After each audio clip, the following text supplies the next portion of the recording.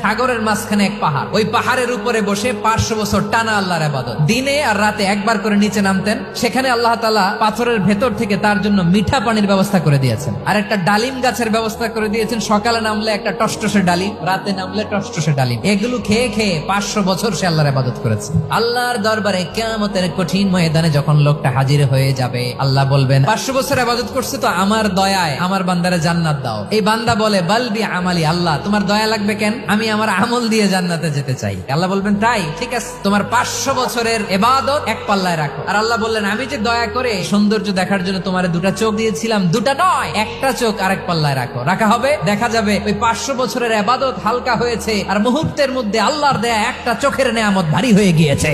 ফলাফল দেখো, হিসাব বলে তুমি এখন জাহান্নামে যাবা, যাও এবার জাহান্নামে যাও। এবার লোকটা কাচুমাচু করে বলে আল্লাহ এবার আমি বুঝতে পেরেছি তোমার দয়া ছাড়া দুনিয়ায় কেউ জান্নাতে যেতে পারবে না।